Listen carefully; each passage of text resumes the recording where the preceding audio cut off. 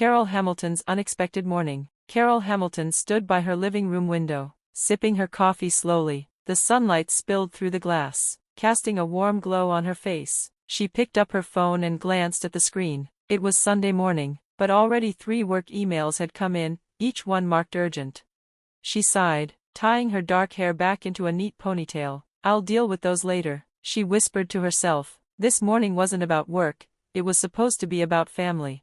Carol had worked as a real estate consultant for over 15 years. She was smart, respected, and known for making bold, clear decisions. People in the Los Angeles real estate world trusted her. Her name had become a brand. Michael, her husband, walked into the room. He saw her at the window and smiled softly. "Are you ready for today?" he asked gently. Carol shrugged. "Sure, just another lovely day with my mom, dad, and perfect sister," she said with clear sarcasm in her voice. Michael gave a small laugh. He knew exactly what she meant. Carol's family wasn't easy. They had a complicated relationship with her, especially her mother, Martha. Carol and Michael had made a decision years ago not to have children. They both had busy careers and enjoyed the freedom their lifestyle gave them, but Martha never understood that. She always compared Carol to her younger sister, Diana.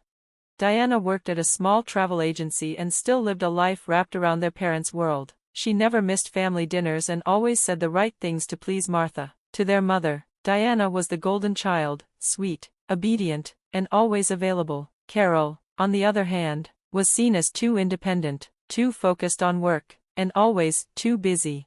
"How long are you planning to stay today?" Michael asked.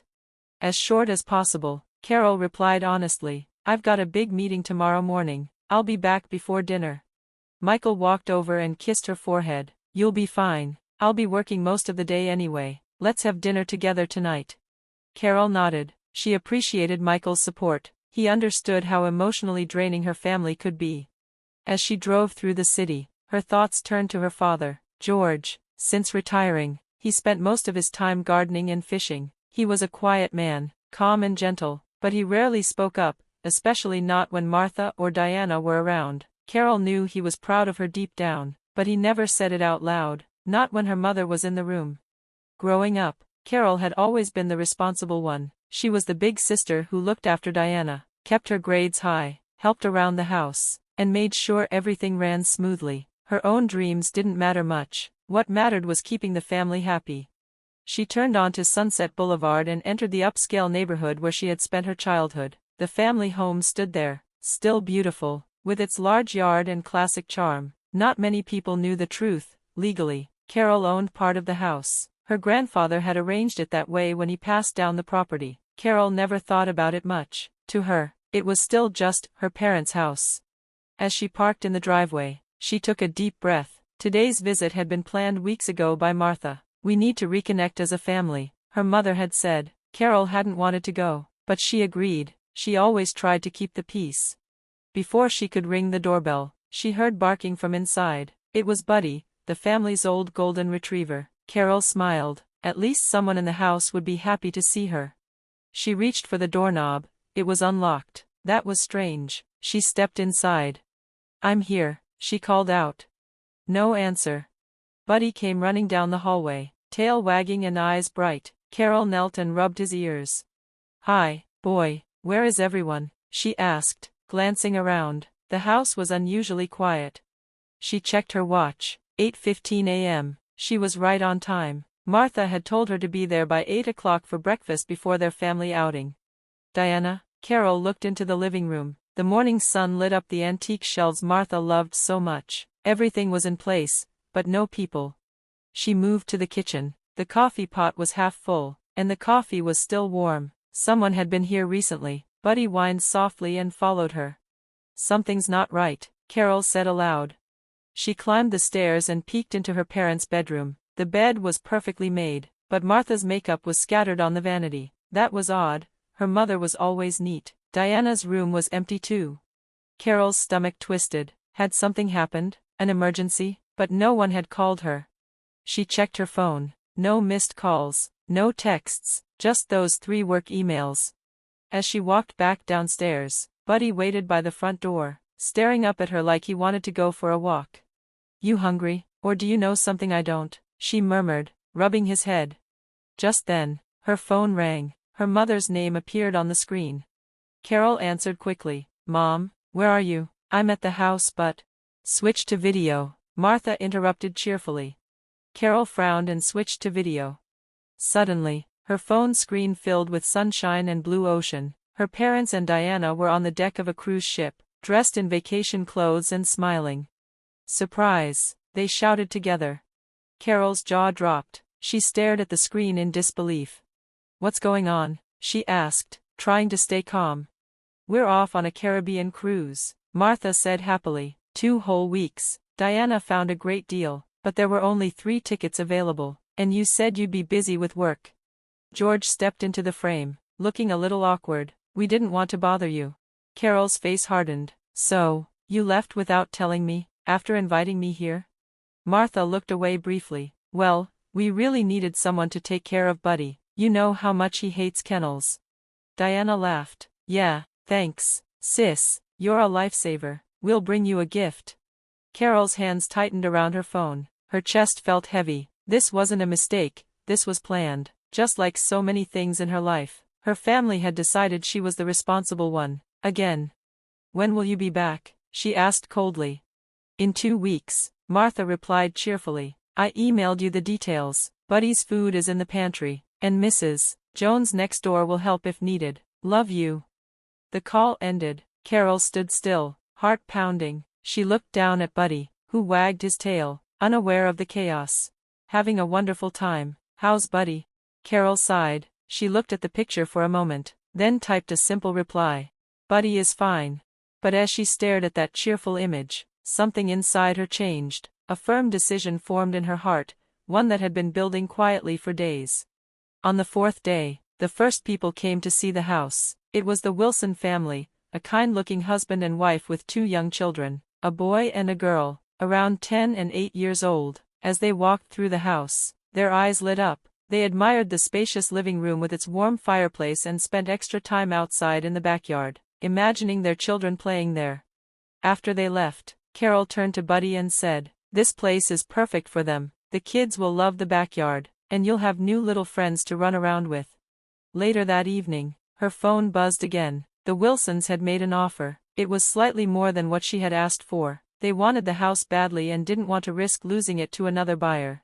Carol felt a strange calmness as she accepted the offer. She called James, the lawyer, and asked him to begin the paperwork. Sitting on the sofa with Buddy curled beside her, she whispered, That was fast, but it feels right, it really does. The next day, Carol began going through the house room by room. She picked up old photo frames, childhood books, forgotten trinkets, and family souvenirs. She placed her own things, photos, keepsakes, and private items, into boxes to take with her. The rest of the family's belongings she packed separately, labeling each box clearly. She rented a nearby storage unit and carefully moved the boxes there. It wasn't hers to keep, but she didn't want to destroy their things. They could collect them later, if they cared enough. At one point, she found an old photo album filled with pictures of her and Diana as children. Some of the photos showed the 2 sisters laughing or playing together, rare moments that felt almost like a dream. She stared at the album for a while, wondering, should I just throw this away? But in the end, she placed it gently in her own box. It's just you and me, boy, she whispered. She sat on the sofa and thought. Then, almost without thinking, she walked to the bookshelf and pulled out an old folder. Inside was the property deed. Her name was there, joint owner with her parents. The phone rang again. It was Michael.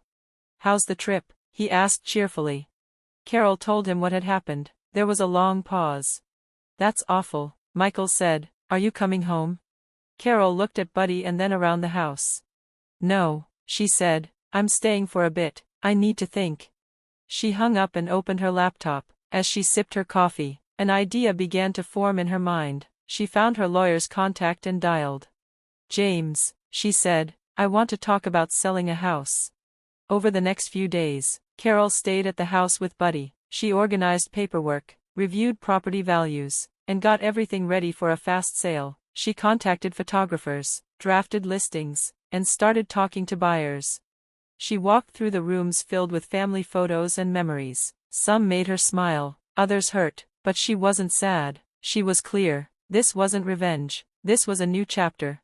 One morning, as the spring sun poured through the windows, she stood with Buddy by her side. "Let's find a place we truly belong," she whispered. And for the first time in years, Carol felt free. The house felt quiet as Carol sat on the couch, her phone buzzing in her hand. It was a message from her mother. Attached was a photo, her parents and Diana standing by the ocean, smiling happily, with the bright blue sea behind them. The message said. As the sale date got closer, Carol began preparing for her new life with Buddy. She double-checked that her condo allowed dogs, then bought new bowls, a bed, and some toys for him. It would be different from the house, but it would be theirs. Meanwhile, her mother continued sending cheerful messages and sunny vacation photos. "Coming home soon. Can't wait to be back home." Carol read each one silently, but she never answered. Her focus was on what needed to be done. The day before the house officially changed hands, Carol went to James's office and signed all the final documents. She also arranged to meet the Wilsons the next day to hand over the keys.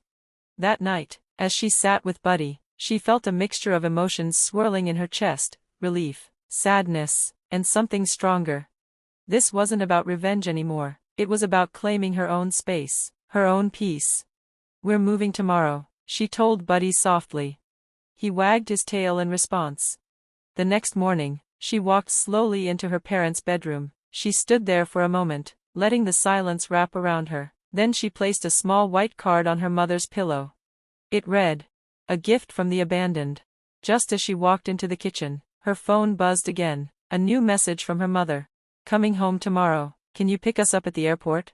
Carol didn't reply. Instead, she placed another card on the kitchen table. This one had the address and details of the storage unit where all the family's boxes now sat. She also included an invoice for the storage costs. She smiled a little and said to herself, "Not exactly cheap." At noon, Carol stood at the front door with Buddy on a leash. Their bags were packed. The Wilsons' car pulled into the driveway. Mrs. Wilson stepped out with a bright smile. "Thank you so much, Mrs. Hamilton. This house means everything to us. It's the perfect place to start fresh." Carol smiled and handed over the keys. "It's meant for a family like yours. Please take good care of it." "We will," Mrs. Wilson promised, looking up at the house and around the yard. "Our kids are going to love growing up here." Carol nodded, then walked to her car with Buddy trotting beside her. She looked back one last time at the house. It still held memories, but now, it no longer held her. "Well, Buddy," she said, opening the door, "this is the beginning of something new." In the car, Carol glanced at the folder beside her, papers for the sale, the storage invoice, the keys she no longer needed. Everything was complete. Everything was hers now. She drove away without looking back again, until the rearview mirror showed the Wilson children running excitedly across the yard. New laughter, new life, filling the space she had left behind. Later that day, Carol arrived at her new apartment. It was smaller than the house, but it was clean, sunny, and peaceful. She opened the curtains and looked out at the skyline of downtown Los Angeles. "Our little castle," she whispered to Buddy, "at least for now." That evening, she had dinner with Michael. She told him everything, how she had sold the house, moved out, and left the cards behind. Michael was surprised, but he didn't judge. He smiled and said, "I wish I could see their faces when they come back." Carol laughed gently. "I don't want to see it, but I can picture it." That night, lying in bed with Buddy snuggled beside her, Carol felt something she hadn't felt in years. She felt free. She felt at peace. And most importantly, she felt like herself again.